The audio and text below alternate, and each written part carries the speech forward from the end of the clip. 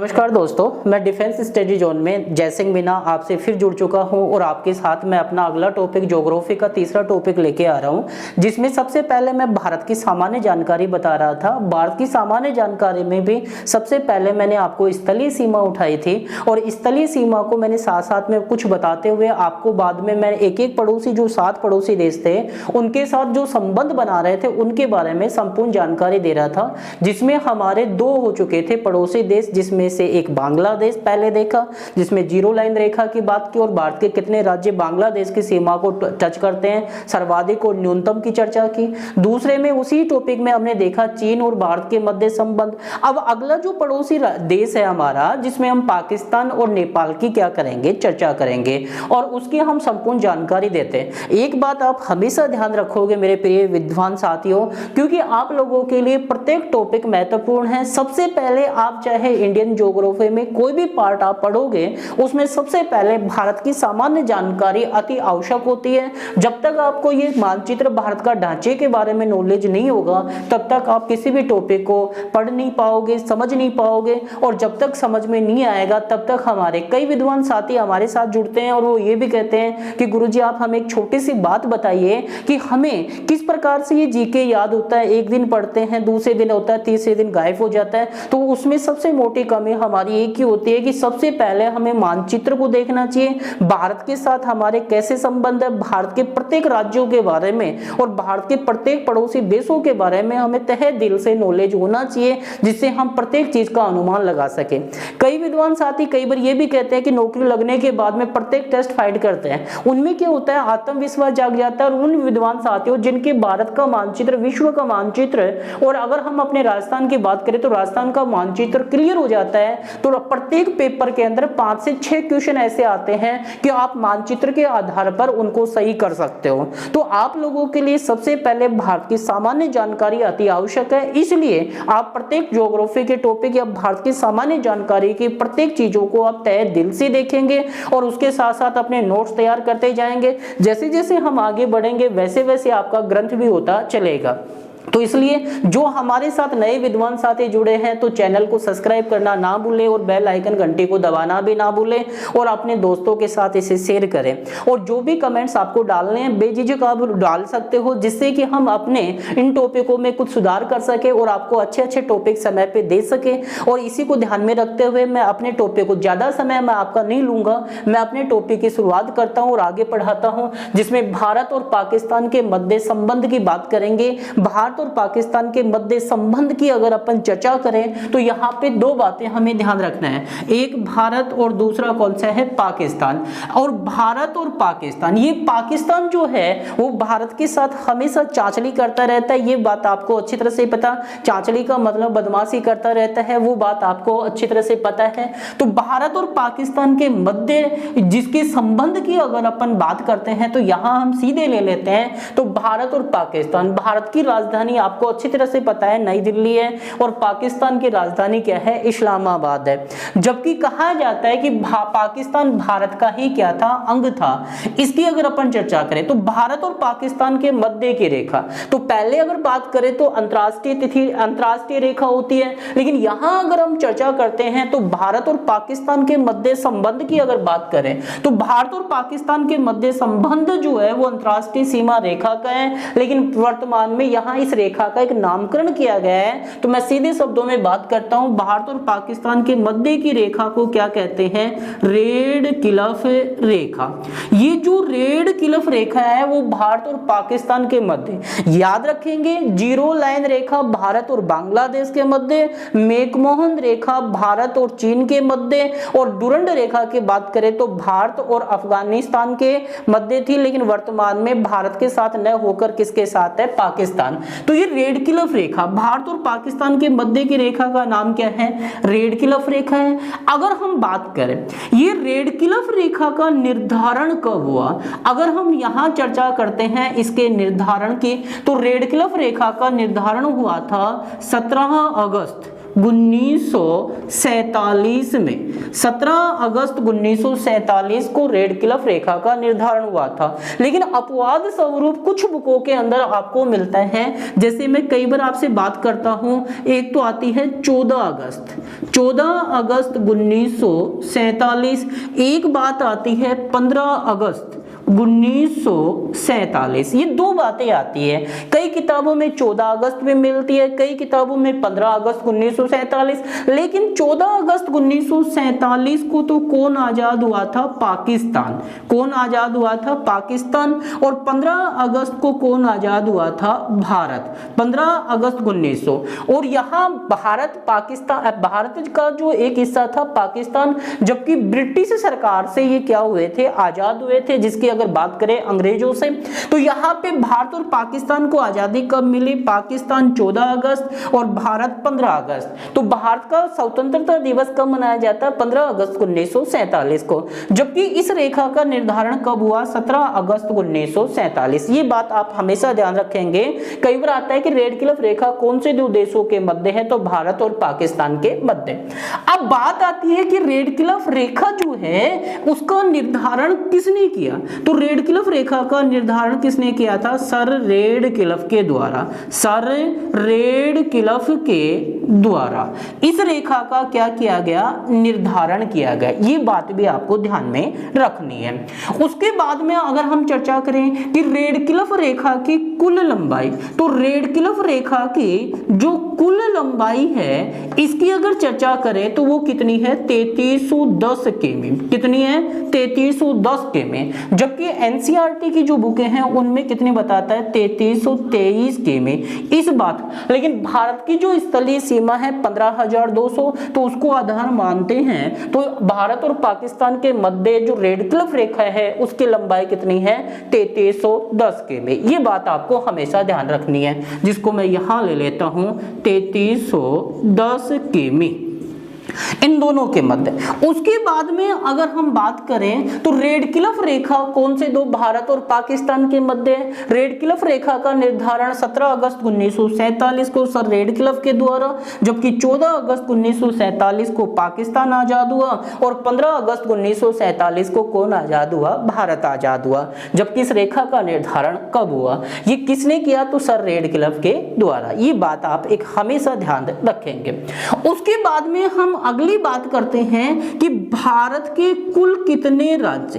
तो भारत के कुल राज्य, अब भारत के कुल कितने राज्य हैं जो पाकिस्तान की सीमा को टच करते हैं, छूते हैं या स्पर्श करते हैं? ये बात भी आपको ध्यान में रखनी है। तो यहां अगर हम इसको लेकर चलें, यहां पे अगर इसकी बात करते हैं तो मैं सीधे तौर पे अगर यहां से चर्चा करूं तो मैं पहले भारत का एक छोटा सा डायग्राम बना देता हूं, जिससे आपको किसी प्रकार की कोई दिक्कत नहीं हो।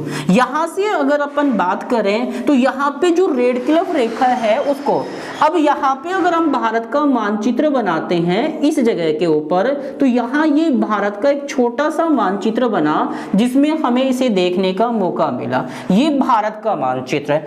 इसमें अगर हम बात करें तो पाकिस्तान जो है वो भारत की उत्तर पश्चिम दिशा में आता है। भारत के उत्तर पश्चिम दिशा में, क्योंकि भारत के साथ ये पाकिस्तान जो है हमेशा चांचली करते हैं। इसने सबसे पहले 1965 में की, उसके बाद में 1971 में की, 1999 में की, उसके बाद में अगर बात करें तो 1984 में भी। अब 1965 में इसने भारत के साथ क्या किया था? युद्ध। 1971 में भी पाकिस्तान ने भारत के साथ क्या किया? कारगिल युद्ध। और 1984 में सियाचिन ग्लेशियर को लेकर क्या चला था? विवाद चला था।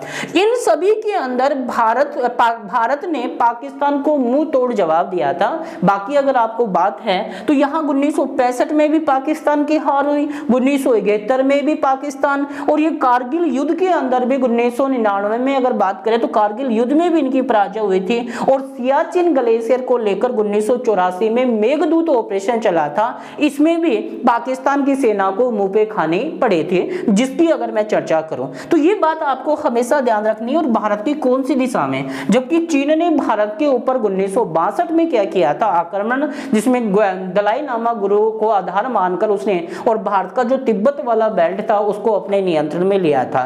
और वर्तमान में भी भारत और चीन के मध्य विवाद चल रहे हैं, जिसको लेकर काफी चर्चा में चल रहे हैं। भारतीय सेना भी उसका मुंह तोड़ क्या दे रही है, जवाब दे रही है, जिसकी अगर मैं बात करूं। अब देखो ये पाकिस्तान की अगर बात करें तो ये पाकिस्तान, यहाँ पे एक बात तो आपको ये हमेशा ध्यान रखनी है, और ये कौन सी दिशा में है, बिल्कुल उत्तर पश्चिम दिशा में। अब पाकिस्तान के साथ पहले तो कितने राज्य थे, 4 थे, लेकिन वर्तमान स्थिति की अगर अपन बात करते हैं तो आपको पता है कि एक तो केंद्र शासित प्रदेश है जम्मू कश्मीर, एक है कौन सा, पंजाब, और एक राज्य कौन सा है, राजस्थान, और एक की बात करें तो वो कौन सा है, गुजरात है। अगर अपन चर्चा करें तो यहाँ पे केंद्र शासित प्रदेश, लेकिन वर्तमान में ये जम्मू कश्मीर से जो लेह लद्दाख 31 अक्टूबर 2019 को अलग हुआ था, उसके बाद में इनकी जो संख्या है, उनकी जो स्थलीय सीमा है उसमें कुछ परिवर्तन हुआ है, लेकिन यहाँ भी अभी उनके फुल आंकड़े हमें नहीं मिले हैं। जिसकी अगर बात करें, ये जम्मू कश्मीर जो है ये केंद्र शासित प्रदेश इसको टच करता है, और ये 3 राज्य जिसमें पंजाब, राजस्थान और गुजरात भी इसकी सीमा को क्या करते हैं, टच करते हैं। अगर केंद्र शासित प्रदेश में सर्वाधिक या न्यूनतम पूछे तो कौन सा आ जाएगा, जम्मू कश्मीर, जबकि राज्यों की सर्वाधिक सीमा की बात करेंगे तो राजस्थान, और न्यूनतम की अगर बात करेंगे तो कौन सा आएगा, पंजाब आएगा। जिसकी अगर मैं बात करूं, यहां मैं इसको मिटा रहा हूं, स्क्रीनशॉट आप लेना चाहो तो बेझिझक यहां पे आप ले सकते हो। उसके बाद में मैं नीचे ये डायग्राम जो है इसको मिटाऊंगा, और उसके बाद में इधर हम इस टॉपिक को आगे बढ़ाएंगे। ठीक है, तो ले लिया होगा स्क्रीनशॉट, बिल्कुल। अब देखिए आप बिल्कुल यहाँ पे बात कर रहे थे, मैं बात कर रहा था कि भारत के कुल राज्य, तो भारत के कुल राज्य तो कितने हो गए, 3 + 1 क्या हो गया, केंद्र शासित प्रदेश। यहाँ पे अगर अपन बात करें तो एक तो कौन सा हो गया, जम्मू कश्मीर, दूसरे की बात करें तो वो कौन सा हो गया, पंजाब, तीसरे की बात करें तो वो कौन सा हो गया, राजस्थान, और चौथे की अगर अपन बात करते हैं तो वो कौन सा हो गया, गुजरात। ये बात आपको ध्यान में रखनी है। जम्मू कश्मीर जो बनाता है वो बनाता है 1226 किमी, पंजाब बनाता है 510 किमी, राजस्थान 1070 और गुजरात 514 किमी, 514 किमी। बिल्कुल अगर चर्चा करें तो सर्वाधिक जो सीमा है वो कौन बनाता है, जम्मू कश्मीर जो केंद्र, और न्यूनतम की अगर बात करें तो न्यूनतम में कौन सा आ जाता है, पंजाब आ जाता है। एक बात आपको हमेशा ये भी ध्यान में रखनी है। उसके बाद में अगर अपन चर्चा करें तो ये जो केंद्र शासित प्रदेश है जम्मू कश्मीर, इसकी अगर बात करें तो ये ऊपर तो किसको टच करता है, अफगानिस्तान को, बिल्कुल अगर चर्चा करें, और यहाँ पे किसको टच करता है, पाकिस्तान को। ये पहले चीन को भी क्या करता था, टच, लेकिन वर्तमान में इसका एक छोटा सा जो भाग है, लेह लद्दाख है, वो इसको टच नहीं करने देता है, और यहाँ पे 2 ही, यानी जम्मू कश्मीर वर्तमान में अफगानिस्तान और पाकिस्तान की भौगोलिक स्थिति को क्या करता है, दर्शाता है।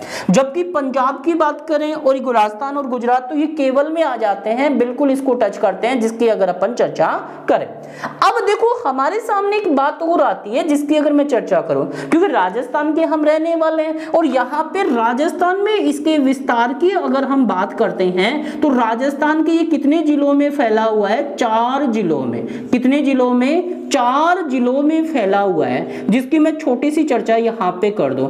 अब वो 4 जिले कौन कौन से हैं उसकी अगर बात करें तो राजस्थान के 4 जिलों में इसका विस्तार है SBBJ। ये मैंने आपको पहले भी कई बार बताया होगा, जहां तक मुझे उम्मीद है, SBBJ। और SBBJ की अपन चर्चा करें तो बिल्कुल S से कौन निकला, श्री गंगानगर, कौन निकला, श्री गंगानगर, B से कौन निकला, बीकानेर, और यहाँ पे B से कौन निकला, बाड़मेर, और J से कौन निकला, जैसलमेर। ये बात भी आपको ध्यान में रखनी है कि राजस्थान के 4 जिले हैं, इनमें इनका विस्तार है। उसके बाद में अगर हम यहाँ पे छोटी सी चर्चा मैं कर दूं तो श्री गंगानगर के साथ 210 किमी, बीकानेर के साथ 168 किमी, बाड़मेर के साथ 228 किमी, और जैसलमेर के साथ 464 किमी। तो इससे पता चलता है कि सर्वाधिक सीमा जैसलमेर और न्यूनतम सीमा कौन बनाता है, बीकानेर। और उसके बाद में अगर हम चर्चा करें तो बिल्कुल यहाँ से बात करते हुए आगे बढ़ेंगे तो ये बात भी आपको ध्यान में रखनी है। और पाकिस्तान की जो मुद्रा है उसकी अगर बात करें तो पाकिस्तानी रुपया है। जबकि बांग्लादेश की मुद्रा की बात करें तो टका है, और चीन की मुद्रा की बात करें तो वो कौन सी है, युआन है। नेपाल की नेपाली रुपया आ जाएगी, और भूटान की न्यूल स्टम आ जाएगी, और म्यांमार की क्या आ जाएगी, क्यात, और अफगानिस्तान की कौन सी आ जाएगी, रुपया। पहले आप इसका स्क्रीनशॉट ले लीजिए, उसके बाद में मैं आगे इसी में से 2-4 बातें और हैं जो आपको विस्तार से इसको क्या करता हूं, बता रहा हूं। अब देखिए स्क्रीनशॉट आपने ले लिया होगा, 10 सेकंड में आपको बिल्कुल दे रहा हूं, और देने के बाद में आप आराम से इसको कर सकते हो, लेकिन बिल्कुल आपको ये ध्यान में रखना है, जो भी मेरे नए विद्वान साथी हैं तो चैनल को सब्सक्राइब करना ना भूले। तो बिल्कुल हो गया होगा। यहाँ पे रेडक्लिफ रेखा का निर्धारण जिसकी हमने बातें की थी। अब देखिए यहाँ पे हम 2 बातें करते हैं। अब भारत और पाकिस्तान के मध्य कुछ विवाद भी चल रहे हैं, उनकी भी चर्चा आपके साथ हम कर देते हैं। जिसमें अगर हम बात करें, एक तो आपको पता है सियाचिन ग्लेशियर कौन सा चल रहा है, सियाचिन ग्लेशियर। और सियाचिन जो ग्लेशियर है, जिसकी अगर बात करें ग्लेशियर, ये सियाचिन ग्लेशियर कहाँ है, जम्मू कश्मीर में है। और सियाचिन ग्लेशियर में सियाचिन ग्लेशियर को लेकर कौन सा ऑपरेशन हुआ था, मेघदूत ऑपरेशन। और ये मेघदूत जो ऑपरेशन था वो कब हुआ था, 1984 में। ये मेघदूत जो ऑपरेशन है वो 1984 में हुआ था। और सियाचिन ग्लेशियर को लेकर भी क्या चल रहा है, विवाद। इसके अलावा एक विवाद चल रहा है सरक्रिक विवाद। कौन सा, सरक्रिक विवाद। ये सरक्रिक विवाद भी भारत और पाकिस्तान के मध्य एक चल रहा है, सिंधु जल समझौता, सिंधु जल समझौता। और ये सिंधु जल समझौता कब हुआ था, 1960 में। और सिंधु जल समझौते के तहत 2 बातें तय हुई थी कि सिंधु नदी, कौन सी नदी, सिंधु नदी, और इसकी जो सहायक नदियां हैं, इसकी जो सहायक है, सिंधु नदी का 80% जल तो कौन उपयोग में लेगा, पाकिस्तान। और शेष जो 20% जल है वो कौन लेगा, भारत। लेकिन सहायक नदियों का 80% जल तो कौन उपयोग में लेगा, भारत। और शेष 20% उपयोग में कौन लेगा, पाकिस्तान। इसको लेकर भी कई विवाद चल रहे हैं। बिल्कुल अगर चर्चा करें तो सिंधु जल समझौता कब हुआ था, 1960 में, सिंधु नदी को लेकर और उसके जल के ऊपर विवाद लेकर हुआ था, जो 1960 में हुआ था, जिसकी चर्चा अगर मैं यहाँ पे करूं। उसके बाद में अगर हम आगे चलते हैं और इसकी चर्चा करते हुए आगे चलते हैं तो यहाँ पे एक आता है किशन गंगा हाइड्रो परियोजना, जो यहाँ झेलम नदी की एक सहायक नदी है, जिसपे जम्मू कश्मीर में एक तुलभुल परियोजना बनाई गई है, जिसके आधार पर यहाँ विवाद चल रहा है। तो ये जम्मू कश्मीर के पाकिस्तान के साथ कुछ विवाद है, जिसे सियाचिन, भारत का सबसे ठंडा स्थान तो सियाचिन ग्लेशियर है। और यहाँ सरक्रिक विवाद यानी भारत का पश्चिमी बिंदु, और भारत का जो सबसे पश्चिमी बिंदु है वो भी कौन सा है, सरक्रिक है। और सिंधु जल समझौता 1960 में सिंधु नदी को लेकर हुआ था, जिसकी अगर मैं चर्चा करूं। अब देखो हम यहां से थोड़ा आगे चलते हैं और बिल्कुल इसकी चर्चा करते हुए आगे बढ़ रहे हैं। तो ये तो था भारत और पाकिस्तान के मध्य संबंध की चर्चा की। अब हम बात करेंगे भारत और नेपाल, क्योंकि वो ट्रिक जो है हमने शुरू में लिया था, बाछी पाडा ने मार भू अफगानिस्तान बागे। तो बाछी तो कंप्लीट हो गई, पाडा भी कंप्लीट हो गया, बच गया कौन सा, ने। अब ने शब्द की मैं यहाँ व्याख्या कर रहा हूं।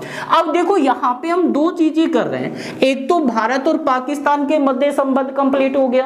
अब बात आती है भारत और नेपाल के मध्य संबंध, भारत और नेपाल के मध्य संबंध। लेकिन इससे पहले मैं मुद्रा का एक टॉपिक है जिसे हल्का सा मैं यहाँ नोट लगाकर आपको बता दूं, उसके बाद में हम इसकी चर्चा करेंगे। भारत के पड़ोसी जो देश है, भारत के जो पड़ोसी जो देश है वो कितने हैं, 7 हैं, जिनकी अगर अपन चर्चा करें। और इन 7 पड़ोसी देशों की अगर चर्चा करें तो वो कौन कौन से हैं, जैसे कि मैं सबसे पहले अगर बात करूं तो कौन सा था, बांग्लादेश। और बांग्लादेश की जो मुद्रा थी वो कौन सी थी, टका। कौन सी थी, टका। उसके बाद में अगर मैं बात करूं चीन, चीन की मुद्रा कौन सी थी, युआन। कौन सी थी, युआन। उसके बाद में अगर मैं पाकिस्तान की बात करूं तो पाकिस्तान की जो मुद्रा थी वो कौन सी थी, पाकिस्तानी रुपया। कौन सी थी, पाकिस्तानी रुपया। उसके बाद में अगर मैं नेपाल की बात करूं तो नेपाल की मुद्रा भी क्या है, नेपाली रुपया, अगर अपन यहां चर्चा करें। उसके बाद में अगर हम आगे चलते हैं तो अगला आता है म्यांमार। और म्यांमार की जो मुद्रा थी वो क्या थी, क्यात। क्या थी, क्यात, ये म्यांमार की मुद्रा थी। उसके बाद में हम आगे चलते हैं तो अगला आता है भूटान, और भूटान की मुद्रा जो थी वो थी न्यूल स्ट्रम। कौन सी थी? न्यूल स्ट्रम। उसके बाद में आता है अफगानिस्तान, और यहाँ अफगानिस्तान की अगर हम मुद्रा की बात करते हैं तो यहाँ आ जाता है अफगानिस्तानी रुपया। और भारत की जो मुद्रा है उसकी अगर अपन चर्चा करते हैं तो वो कौन सी मुद्रा आ जाती है? रुपया। अगर यहाँ पे हम मुद्रा की बात करते हैं तो ये बात आपको हमेशा ध्यान में रखनी है कि भारत के जो जितने भी पड़ोसी देश हैं जो स्थलीय सीमा को टच करते हैं वो 7 हैं, जिसमें बांग्लादेश, दूसरा कौन सा? चीन, तीसरा कौन सा? पाकिस्तान, चौथा कौन सा? नेपाल, 5 म्यांमार, 6 भूटान और 7 अफगानिस्तान। तो इनकी मुद्रा को भी आपको क्या करना है? ध्यान। बाकी मैंने इसके साथ संबंध जो थे वो सारी चीज बता दी थी कि बांग्लादेश कितनी लंबी? 4096 किमी, चीन कितनी? 3917 किमी, पाकिस्तान कितनी? 3310 किमी, नेपाल कितनी? 1752 किमी, म्यांमार कितनी? 1458 किमी, और भूटान कितनी? 587 किमी, और ये अफगानिस्तान कितनी? 80। और भारत की कुल स्थलीय सीमा कितनी बनी थी? 15,200, जिसकी अगर चर्चा करें। और बाकी जो हम लोगों ने यहाँ पे बात की थी तो वो सारी चीजें हमने पहले आपको बता दी, तो उसका पुनः दोहरान हम नहीं करेंगे। तो ये मुद्रा का एक टॉपिक है जिसमें हम और भी करेंगे, लेकिन ये भारत के पड़ोसी देश है, इनकी मुद्रा आपको हमेशा ध्यान में रखनी है। बांग्लादेश की मुद्रा कौन सी है? टका है। चीन की कौन सी है? युआन है। पाकिस्तान की कौन सी है? पाकिस्तानी रुपया। नेपाल की कौन सी है? नेपाली रुपया। म्यांमार की क्या है? क्यात है। और भूटान की क्या है? न्यूल स्ट्रम है। अफगानिस्तान की क्या है? अफगानिस्तानी रुपया।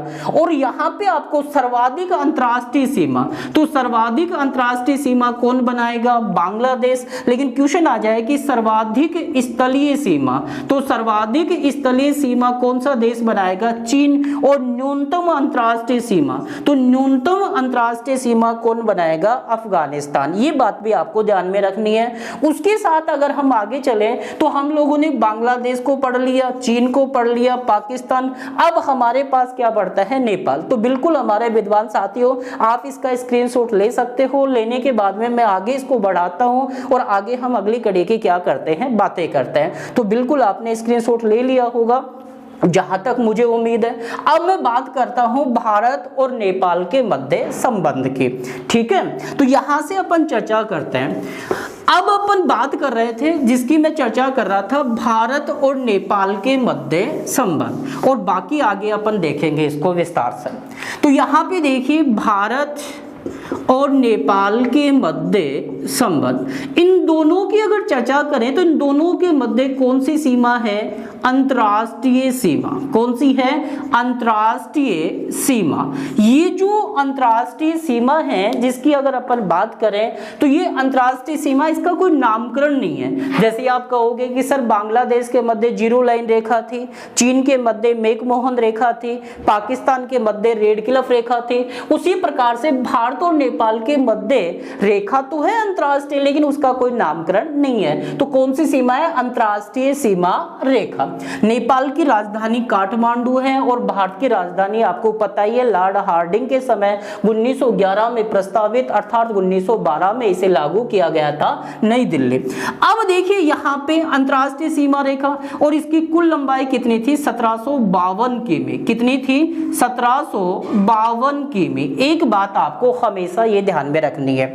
अब देखो, मैं यहाँ भारत का एक छोटा सा ढांचा बना देता हूं जिससे आपको ये भारत का मानचित्र जल्दी समझ में आ जाए। और यहाँ पे अगर अपन बात करें तो ये भारत का एक छोटा सा ढांचा बनने के बाद में हमने देखा भारत और नेपाल के मध्य संबंध की बात की।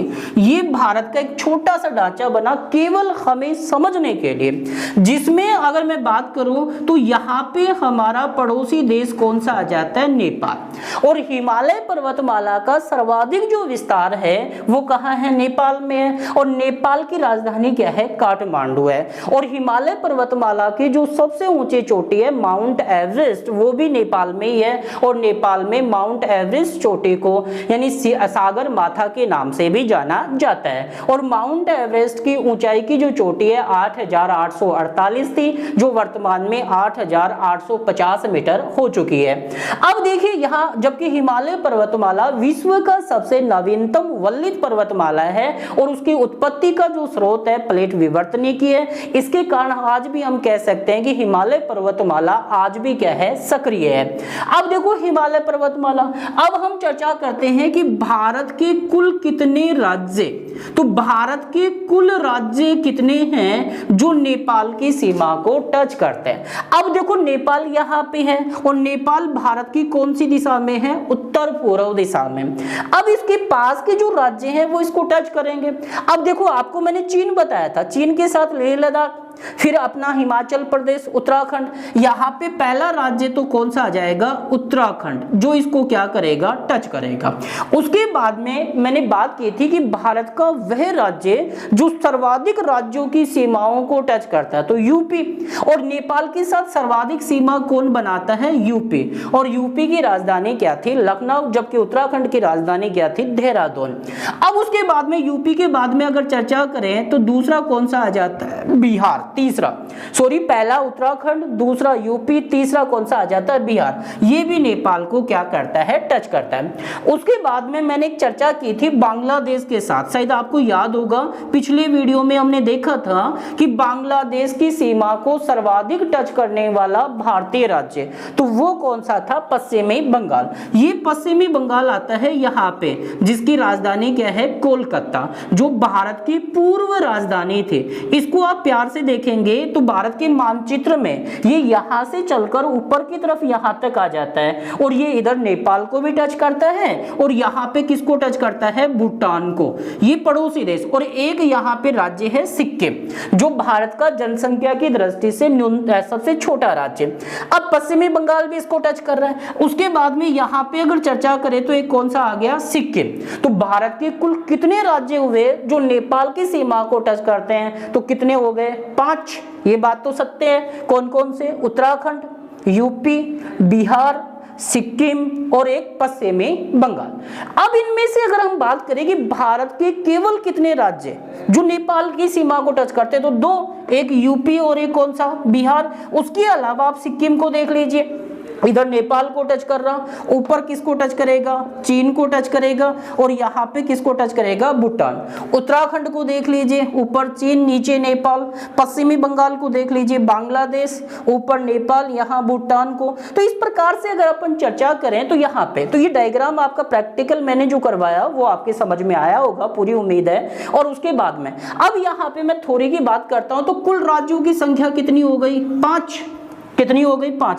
जबकि महासागरों की संख्या भी कितनी है, 5। और भारत के मध्यवर्ती राज्यों की संख्या भी कितनी है, 5। तो बिल्कुल आप इसका हल्का सा स्क्रीनशॉट ले सकते हैं। उसके बाद में मैं यहाँ पे इसको विस्तार से समझाता हूँ। अब देखिए यहाँ पे हम 2 बातें कर रहे थे। 5 राज्य हैं, जिसमें अगर मैं डायग्राम से लूं तो सबसे पहले तो आपका कौन सा आ जाता है, उत्तराखंड। कौन सा आ जाता है, उत्तराखंड। दूसरे की अगर मैं बात करूं तो यूपी या उत्तर प्रदेश। उसके बाद में अगर मैं बात करूं तो अगला आ जाता है, वो आता है बिहार। अगर हम बात यहाँ पे करें बिहार की बात में आगे चलते हैं तो अगला आ जाता है आपका कौन सा, पश्चिमी बंगाल। और पश्चिमी बंगाल के बाद में अगर हम चर्चा करें तो भारत का कौन सा राज्य, सिक्किम, जो अब स्वयं अपनी इच्छा से भारत का 22वां राज्य बना था, सिक्किम। और ये जनसंख्या की दृष्टि से सबसे छोटा, जबकि जनसंख्या की दृष्टि से सबसे बड़ा कौन सा है, यूपी है। जबकि सर्वाधिक जनघनत्व किसका आता है, बिहार का, 1106, जबकि भारत का कुल जनघनत्व है 382।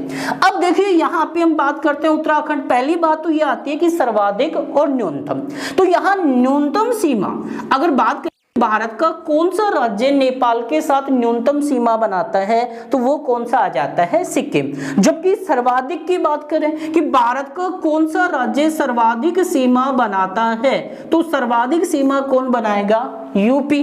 कौन बनाएगा, यूपी। ये बात भी आपको ध्यान में रखनी है। उसके बाद में अगर हम चर्चा करें तो भारत का वह राज्य जो चीन और नेपाल की भौगोलिक स्थिति को दर्शाता है, तो वो कौन सा है, उत्तराखंड। कौन सा है? उत्तराखंड। उसके बाद में अगर हम चर्चा करें तो पश्चिमी बंगाल की बात करते हैं। ये पश्चिमी बंगाल नीचे तो किसको टच करता है? बांग्लादेश को। उसके बाद में ऊपर किसको टच करता है? नेपाल को। और उसके बाद में किसको टच करता है? भूटान। क्वेश्चन आता है कि भारत का कौन सा राज्य नेपाल, भूटान और बांग्लादेश की भौगोलिक स्थिति को दर्शाता है? तो पश्चिमी बंगाल। सिक्किम की बात करें तो यहां सिक्किम की चर्चा करते हैं तो सिक्किम भी बेटा यही 3 आते हैं, लेकिन ये 3 न आकर इसमें पहला तो आता है नेपाल, उसके बाद में आता है चीन और उसके बाद में आ जाता है भूटान। अगर क्वेश्चन आ जाए कि भारत का वह राज्य जो नेपाल, चीन और भूटान की भौगोलिक स्थिति को दर्शाता है तो कौन सा है? सिक्किम। जबकि अगर क्वेश्चन आ जाए कि भारत के केवल कितने 2 राज्य जो केवल किसको टच करते हैं? नेपाल को, जिसमें एक यूपी और एक कौन सा आ गया? बिहार आ गया, जिसकी अगर चर्चा करें तो ये कुछ छोटी छोटी बातें थी जो आपको हमेशा ध्यान में रखनी है। धीरे धीरे हमारे भारत का जो मानचित्र है वो कंप्लीट होता जा रहा है, क्योंकि अगर हम एक एक डायग्राम को, ये एक एक टुकड़ों में जो चीज पढ़ रहे हैं उसको मानचित्र में डालते जाएंगे तो भारत का पूरा मानचित्र हमें हमारे दिमाग में जमा हो जाएगा। और जब भी ऐसे कुछ क्वेश्चन आएंगे तो आप तुरंत मानचित्र के माध्यम से हमेशा कर सकते हो। मैंने शुरू में आपको बताया था कि प्रत्येक कंपटीशन के अंदर, चाहे वो किसी भी क्षेत्र में किसी भी प्रकार के कंपटीशन हो, मानचित्र से संबंधित 2 से 3 या 4 से 5 क्वेश्चन हमेशा आते हैं, जो केवल पढ़ने से सोल्व नहीं होंगे, वो किससे सोल्व होते हैं? मानचित्र से। और जीके एक ऐसी चीज है, जब तक भारत का, अगर इंडिया जीके पढ़ रहे हो और भारत का मानचित्र तुम्हें याद नहीं है तो तुम्हारे लिए वही बात हो जाएगी कि रात को रावण मरा या फिर राम मरा, तो वो रामायण वाली बात हो जाएगी। तो वो चर्चा भी आपको यहाँ, तो पहले मानचित्र और उसके बाद में विस्तार से आपको संपूर्ण जानकारी पढ़ने का मौका मिलेगा। तो ये भारत और नेपाल के मध्य की सीमा रेखा हो गई, भारत के कितने राज्य इसको टच करते हैं वो बातें हो गई। इससे पहले भारत और पाकिस्तान के मध्य बारे में तो मैंने एक बात फिर मैं पुनः कहता हूं कि जो विद्वान साथी हमारे चैनल के साथ नए हैं तो हमारे डिफेंस स्टडी जोन को बिल्कुल सब्सक्राइब भी करेंगे, लाइक भी करेंगे, अपने दोस्तों के साथ इसे क्या करेंगे? शेयर भी करेंगे। और जो भी किसी प्रकार की कोई भी दिक्कत है तो कमेंट्स में उसको डालकर आप लिख सकते हो, भेज सकते हो, जिससे आपकी समस्याओं का हम समय पे समाधान कर सके। इसी के साथ मैं अपने शब्दों को विराम देता हूं। जय हिंद, जय भारत।